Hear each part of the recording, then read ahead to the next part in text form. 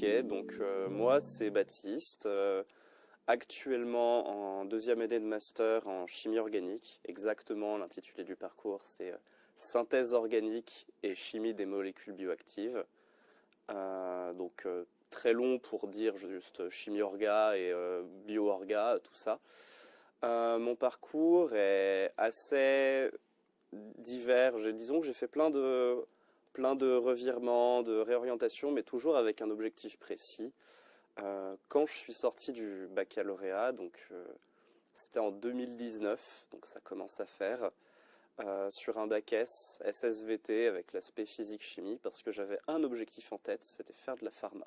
C'est ce que je voulais faire, c'était de la pharma, parce que j'adorais la chimie, et que pour moi, la chimie pharmaceutique, c'était la chimie la plus fine et donc la plus intéressante. Donc c'est pour ça que pharma.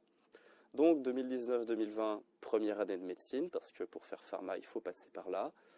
Première année de médecine qui, comme pour beaucoup, s'est soldée par un échec. Enfin, c'est pas vraiment un échec, mais disons que j'ai pas été dans le numerus clausus à environ une cinquantaine de places près. Surtout qu'il y a eu plein de choses qui ont joué, il y a eu le Covid, il y a eu tout ça.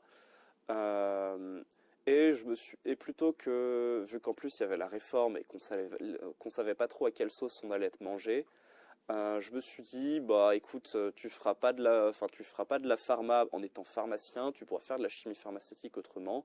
Si tu pars sur une voie plus de chimie industrielle, tu pourras retomber sur tes pattes. C'est pour ça que je suis parti à la base en IUT, enfin pour faire un DUT, génie chimique, génie des procédés, donc à la DOA, toujours à l'université Lyon 1, mais changement de campus, où du coup j'y ai passé 2 ans pour sortir technicien supérieur en génie chimique et génie des procédés. Après ces 2 ans, je me suis dit que c'était bien, technicien c'était chouette, je pouvais bosser dans l'industrie que je voulais, mais je n'avais pas encore atteint le niveau que je voulais atteindre. J'avais besoin de plus de connaissances, j'étais encore trop curieux, et du coup je me suis dit, bah écoute, tu repars en académique, donc qu'est-ce qu'on fait quand on veut repartir en académique et qu'on veut poursuivre eh ben, on retourne en licence, donc licence de chimie, et ensuite eh ben, le master dans lequel je suis actuellement. Voilà. Alors si vous comptez les années, vous vous rendrez compte que j'ai fait 2 ans de licence, c'est pas un seul, parce que l'IUT est en 2 ans, à mon époque, quand c'était encore le DUT, donc le diplôme universitaire technologique. Et ben, techniquement, j'aurais pu rentrer en troisième année de licence. Cependant, vu que j'avais choisi une licence chimie et que mon DUT portait plus sur le génie chimique et les applications industrielles, le conseil pédagogique de l'université a choisi de me mettre en L2 au lieu de la L3. Sur le coup, j'ai pas trop compris pourquoi. Arrivé en L3, j'ai compris pourquoi. Je pense que je me serais fait manger si jamais j'étais arrivé directement en troisième année, j'avais pas le bagage entre guillemets intellectuel, ni même le socle de connaissances pour pouvoir réussir correctement ma L3. C'est pour ça que c'est une décision que je ne regrette absolument pas aujourd'hui. Voilà. Alors déjà, en termes d'autres voies, sortie du lycée, il y avait un truc qui était clair, c'est que si c'était pas pharma, c'était au moins chimie. J'adorais trop la chimie et j'adore toujours la chimie au point de ne pas me voir faire autre chose. C'est-à-dire que l'autre choix, si je ne devenais pas chimiste, c'est que je devenais prof de chimie, c'est vous dire quand même. Et pourquoi t'aimais la chimie? J'adorais la chimie parce que pour moi, ça alliait suffisamment de mathématiques sans devenir rabarbatif, mais qu'en même temps, ça permettait de comprendre le monde. C'est-à-dire que, adorant la bio également, la bio, c'est si on creuse, qu'on creuse, qu'on creuse, qu'on réduit, qu'on passe de la cellule, qu'on zoome sur les nucléides et puis après qu'on arrive à l'ADN, toutes les molécules finalement qui construisent une cellule. Tout ce qui fait que ça peut fonctionner, c'est la chimie. Et du coup, la chimie explique toute la bio, donc moi j'étais content. Et certains diront que la physique explique la chimie, sauf qu'on arrive sur le point de la physique où même eux ils sont pas sûrs, donc on s'en moque. Et pour revenir du coup sur la question, si c'était pas chimie, si c'était pas pharma, c'était au moins chimie.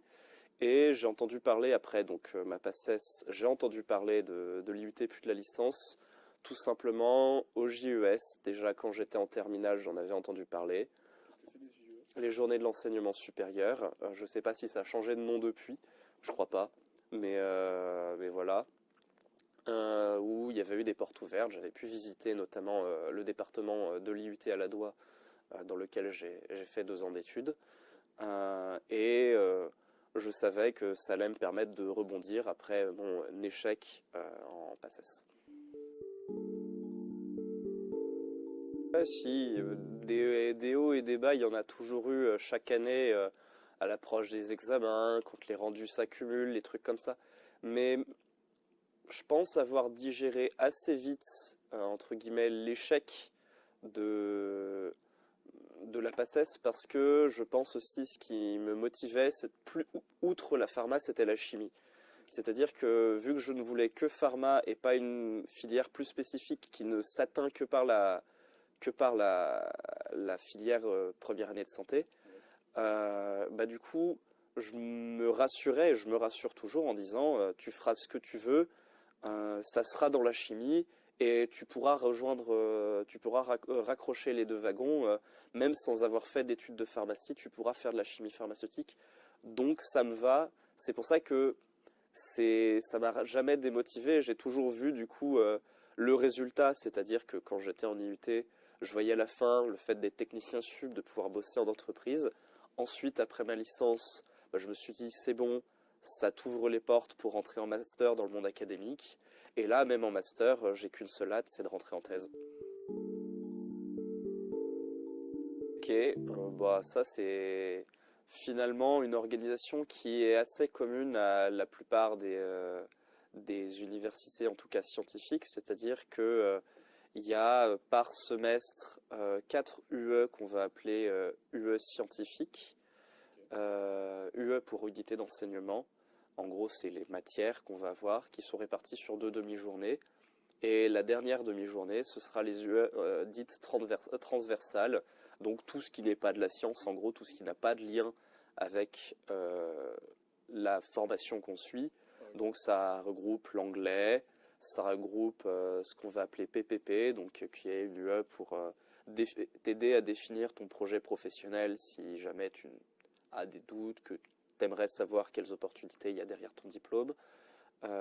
Qu'est-ce qu'il y a d'autre Sur le contenu, est-ce que tu peux nous dire c'était quoi le nom des UE, le nom des cours, ce que tu as fait finalement? Oui, alors là je vais rentrer dans des noms assez spécifiques quand même, mais alors du coup pour la L2, il y a une UE déjà qui est alors vu que moi ça a changé entre temps, est-ce que je prends les nouvelles ou est-ce que je prends ce que j'ai fait? Ok. Donc il y avait une UE qui est passée maintenant de la L2 à la L1 qui s'appelle chimie organique et biologique, qui servait de base et d'introduction à la chimie organique, qui était suivie dans le 2e semestre de la licence 2 par une UE qui s'appelle réactivité en chimie organique 1, sur lequel on aura l'occasion de revenir parce qu'il y a beaucoup de trucs à dire sur cette UE. Ensuite, il y avait d'autres choses, il y avait méthode d'analyse, il y avait chimie inorganique, enfin, cristallographie en L2, chimie inorganique en L3. Il y avait du coup équilibre entre phases et applications industrielles.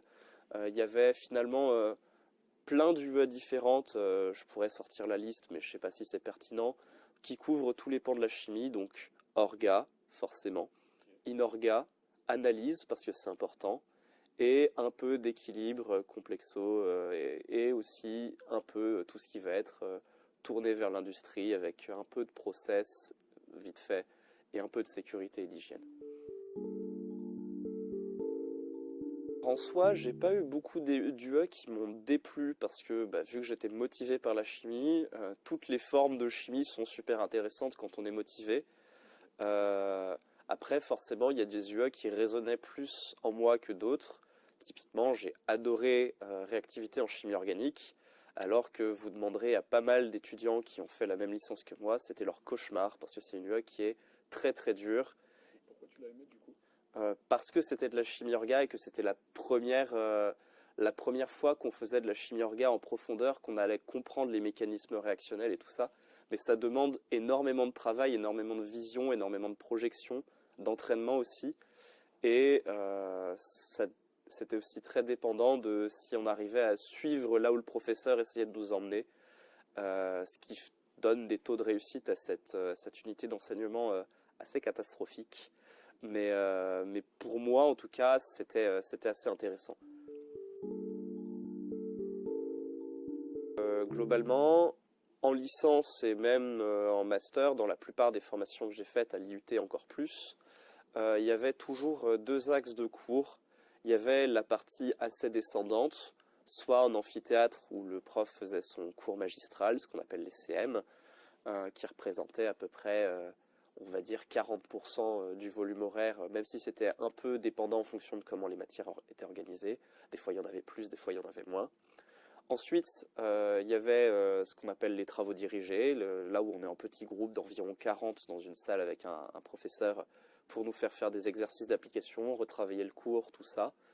Et après, une phase de travaux pratiques en salle, avec des blouses, tous les équipements qui vont bien, toutes les machines qui vont bien, à faire du coup des TP en lien avec la matière en question, mais souvent aussi qui vont vous demander un peu de pluridisciplinarité. C'est-à-dire que c'est pas parce qu'on est dans le cours de chimie orga que quand on aura synthétisé notre produit, il ne faudra pas l'analyser. Donc ça fera appel à plein de connaissances d'autres matières, et c'est pour ça que les TP sont, je pense, le plus intéressant et ce qui plaît aussi le plus aux étudiants, parce que c'est ce qui permet vraiment de voir ce à quoi tout ce qu'on voit en cours va servir. Ces TPI se font en groupe, individuellement? Ça va dépendre. Il y a une unité d'enseignement en L2 qui s'appelle Technique de chimie expérimentale, dont le but c'est de remettre à niveau tout le monde sur les TP, parce que je sais que les lycéens n'ont pas forcément la chance de faire autant de TP que ce que les professeurs et les lycéens souhaiteraient. Donc pour ça, il y a cette UE qui sert un peu de remise à niveau, même s'ils font déjà des TP en L1 qui les amènent progressivement.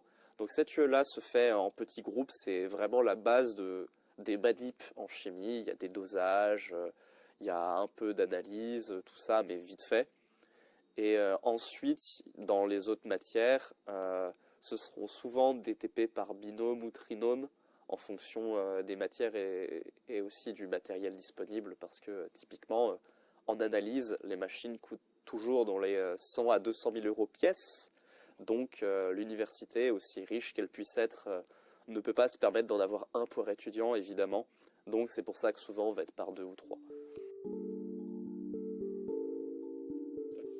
Alors, il n'y a pas de trucs qui m'ont réellement déplu en mode gros red flag, tout ça. Sinon, je ne serais pas là à vous parler en disant oui, je fais un master de chimie derrière une licence. Je pense que je serais parti avant si vraiment ça m'avait dégoûté. Mais il y a 2-3 trucs qu'il faut savoir. Concernant notamment la difficulté, il y a toujours par année 1 ou 2 UE qui vont être souvent beaucoup plus durs que les autres. C'est pas forcément volontaire, parce qu'en en parlant avec les professeurs, eux aussi ne comprennent pas pourquoi il y a tant de difficultés sur ces UE-là. Mais ça va être souvent les UE qui vont nous demander beaucoup d'abstraction, beaucoup de visualisation, des choses qui nécessitent de l'entraînement. Or, c'est pas en 4 mois que ça s'apprend. Donc c'est pour ça que souvent, on se prend un peu des tôles. Typiquement, réactivité en chimie organique, c'est la seule UE de ma vie que j'ai pas validée. Pourtant, je suis en chimie orga derrière. Donc voilà. Après, comme autre truc qui m'ont déplu, il y avait 2-3 choses dans l'aspect peut-être un peu organisation / contenu qui était incohérent selon moi, notamment un cours qui nous est dispensé en 3e année de licence, qui est hygiène et sécurité, pour nous apprendre à manipuler de manière sûre et en respectant les conditions d'hygiène nécessaires à un travail dans un laboratoire, parce que c'est dangereux, il y a des produits chimiques, il y a des choses qui peuvent brûler, exploser, tout ça. Et c'est important de connaître les risques et de savoir les gérer. Mais cette UE, elle est en L3, alors qu'on manipule dès la L1. Donc pour moi, ça c'est un peu incohérent. Après, il y a d'autres choses. Typiquement, il y a des fois du contenu très spécifique de certaines UE qui va pas être super adapté à la suite, ou alors qui va nous demander des connaissances qu'on voit dans des UE plus tard dans l'année. Donc tout ça, c'est forcément des petits points d'attention, mais que les professeurs s'efforcent de corriger en rediscutant. Tous les 5 ans, ils revotent entre guillemets l'organisation de la licence et tous les 5 ans ils apportent des améliorations pour avoir une formation qui est la plus optimale possible. D'ailleurs, la prochaine refonte entre guillemets de la licence, ce sera en 2027.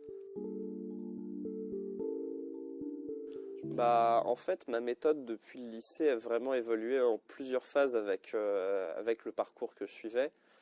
Déjà, quand tu es au lycée, j'ai toujours eu d'assez bonnes facilités, ce qui fait que, à part revoir mon cours le soir, faire les exercices que les profs nous donnaient et à la rigueur essayer de m'avancer en consultant un peu le manuel à l'avance, il n'y avait pas grand-chose à faire au lycée. T'arrives en première année de médecine, bam, tu te prends une claque forcément. Donc là, tu te mets à bachoter, à faire des examens, des annales, anciens sujets d'examen pour ceux qui ne savent pas. Tu ne fais que ça de tes jours et de ta nuit, t'en oublies globalement la vie de ta famille. En vrai, moi, je m'isolais et puis à la rigueur, ça m'arrangeait que ce soit pendant le Covid parce que j'avais plus que ça à faire, je ne sortais plus.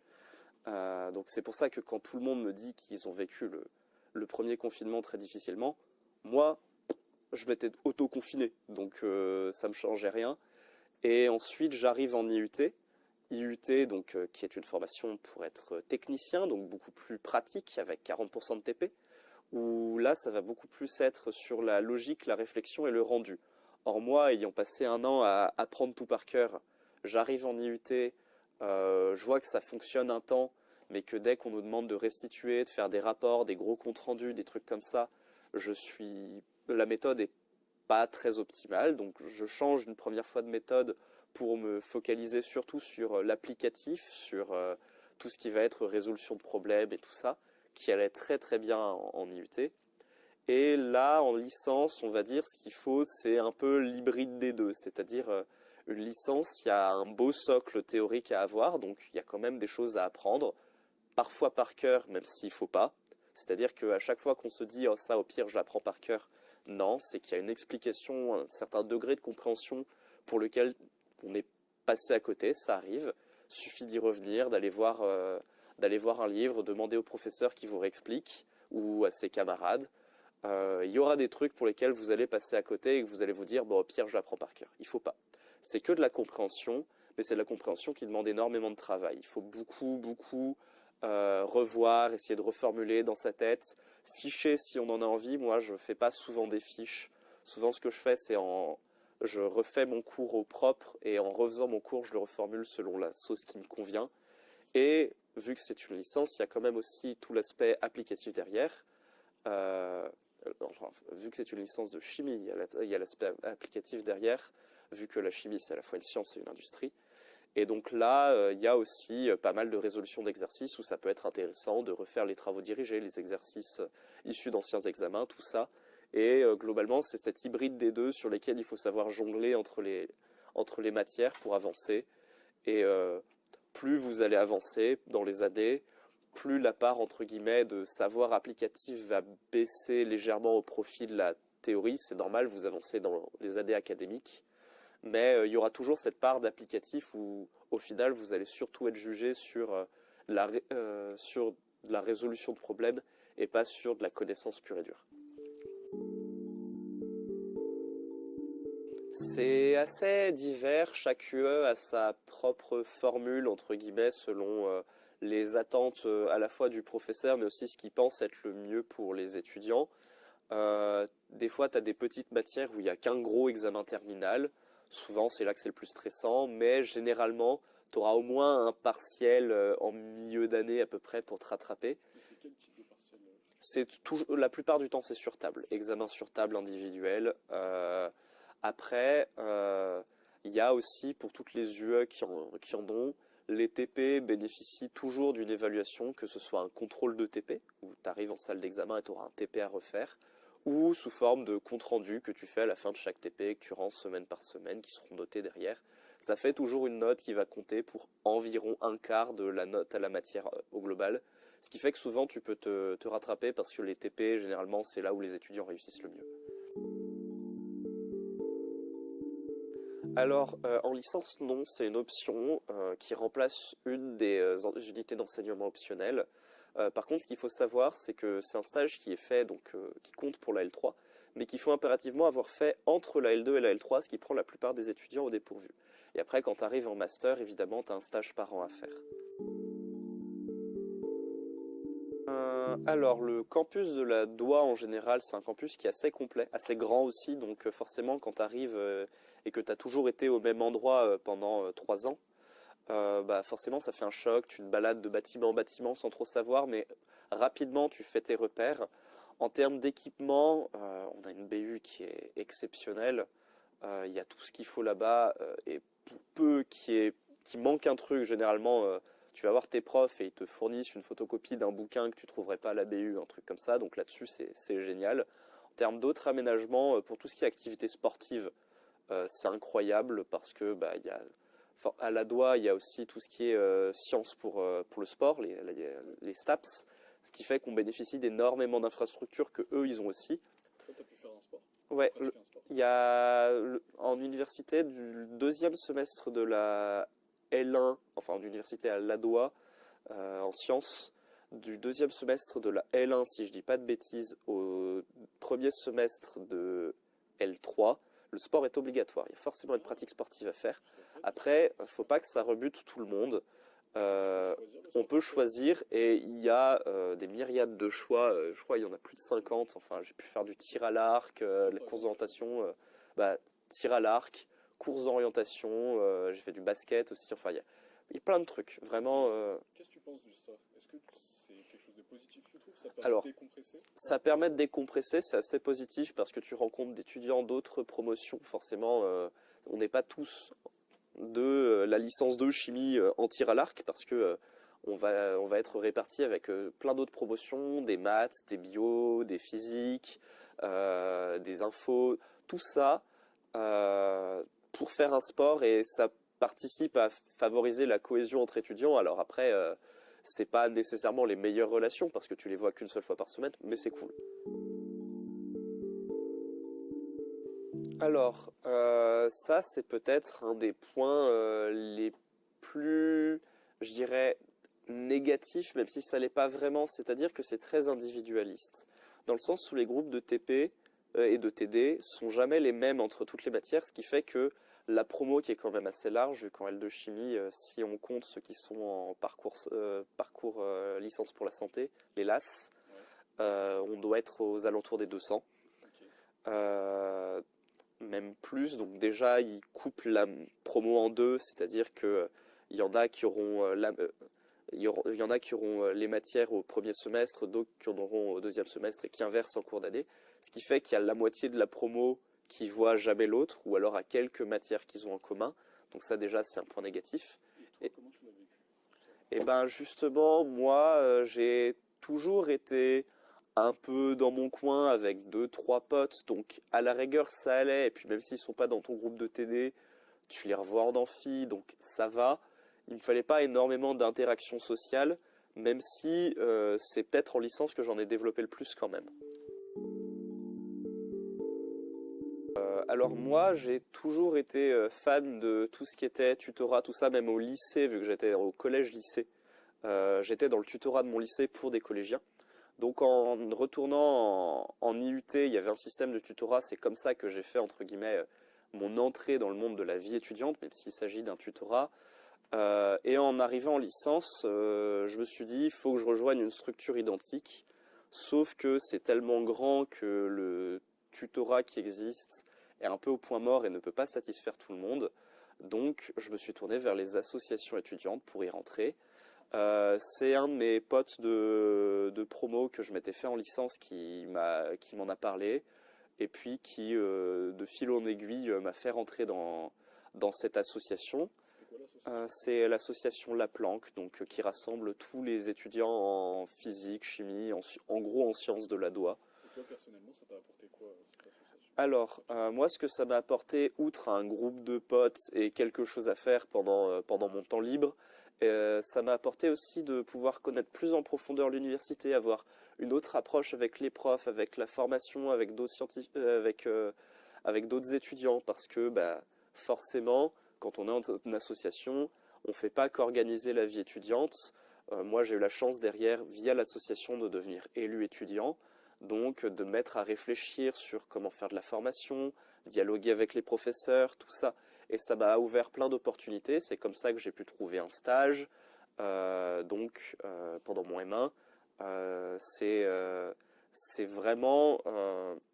en gros, il y a de tout dans une association étudiante. Il y en aura pour ceux qui voudront juste faire la fête, mais il y en aura pour ceux qui voudront également un peu aider, faire du service, tout ça. Il faut de tout pour faire une association étudiante. Ok, alors moi déjà de base, oui, je suis originaire de Lyon. Je pourrais pas dire que j'y ai grandi parce qu'avec ma famille on en est parti quand j'avais 3 ans, donc voilà. On est allé s'installer dans le Beaujolais, donc au nord de Lyon, à environ 1 heure. Ce qui fait que oui, j'ai dû revenir sur Lyon pour mes études. Sauf que mon cas n'est peut-être pas le plus représentatif des étudiants parce que on va dire que mon grand-père avait eu la bonne idée pour les études de ma mère de faire un bon investissement il y a 60 ans et que cet investissement m'est revenu pour mes études, donc j'ai pas trop galéré. Alors l'appartement en soi il est très bien, c'est un 30 mètres carrés donc je vais pas m'en plaindre. Il est un peu loin de Ladois mais il est juste à côté de Rockefeller, donc si jamais je retourne faire de la pharma ou que j'ai un labo pour un stage qui est à Rockefeller ou dans les hôpitaux, c'est parfait. Et puis même si c'est à environ 30-35 minutes, je suis sur les transports en commun, je suis sur une ligne de métro majeure, j'ai pas à m'en plaindre, donc vraiment, je pense être l'un des plus chanceux sur le point de vue de l'immobilier. Alors, oui, c'est un peu long, c'est 30-35 minutes, modulo le trafic à Charpennes, parce qu'il y a 2 changements à faire, entre une ligne de métro et puis un tram derrière. Et le tram est souvent bondé à 7h45, vu qu'il y a tous les étudiants qui se poussent dedans pour aller à la Doua. Sinon, en vrai, ça va. Et surtout, c'est un inconvénient minime comparé à trouver un appartement. Donc, pour rien au monde, je change. Non, ok. Alors par rapport à ça, je dirais que la ville de Lyon, c'est une ville qui est forcément de bonne taille, mais assez concentrée. Donc finalement, ça va. La plupart des choses qui sont intéressantes sont pas forcément visibles au premier coup d'œil. Faut un peu chercher, faut un peu connaître. Ça, c'est peut-être le point négatif. Mais on y fait sa place assez vite, et pour peu qu'on se soit fait 2-3 potes et qu'on aille je sais pas, se balader un peu en centre-ville ou alors dans le vieux Lyon. Il y aura toujours des bonnes adresses, des trucs qui seront dans une petite ruelle, des choses comme ça. Et après, tu y reviens 2-3 fois dans l'année parce que ça t'a plu et tout ça. On a tous nos petites adresses, nos petits lieux qu'on aime bien, mais il a fallu forcément un petit moment pour les trouver. Alors le premier conseil que je donnerais, c'est qu'il faut être assez motivé. Surtout que ça, j'en ai pas parlé parce que je ne l'ai pas personnellement vécu. Mais étant élu étudiant et 2 responsable du tutorat à mon association, j'en vois tout le temps des étudiants en difficulté en première année, parce que la première année est commune à la physique et la chimie, ce qui fait qu'il y a beaucoup de maths, beaucoup de physique assez complexe, très peu de chimie finalement. Et ça a tendance à rebuter pas mal d'étudiants qui se disaient « mais moi j'étais là pour faire des synthèses et des trucs qui explosent ». Et c'est pas nécessairement ce que vous allez faire, du moins pendant votre première année. Après, vous allez plus entendre parler de maths de votre vie. Donc là-dessus, faut juste, entre guillemets, tenir la première année qui, en elle-même, n'est pas si compliquée si on adopte très vite la bonne méthode de travail qui est travailler régulièrement. Faut surtout pas attendre les examens, refaire les exercices et surtout le plus important, se constituer un groupe de 2 ou 3 étudiants avec qui on va pouvoir bosser, parce qu'on aura tous nos faiblesses et tous nos forces, et que si on se met tous ensemble, il y en aura un qui pourra expliquer tel concept à l'autre qui n'a pas compris, mais qui dans une autre matière pourra se faire aider par quelqu'un d'autre. Donc on pourra tous avancer comme ça, et c'est quelque chose qui n'est pas nécessairement très développé au niveau de la première année, ni même de la 2e et 3e année, et c'est quelque chose qui manque, et moi j'encourage les étudiants à se constituer des groupes de travail, parce que c'est comme ça qu'ils avancent. Captivant, rigueur scientifique et Breaking Bad.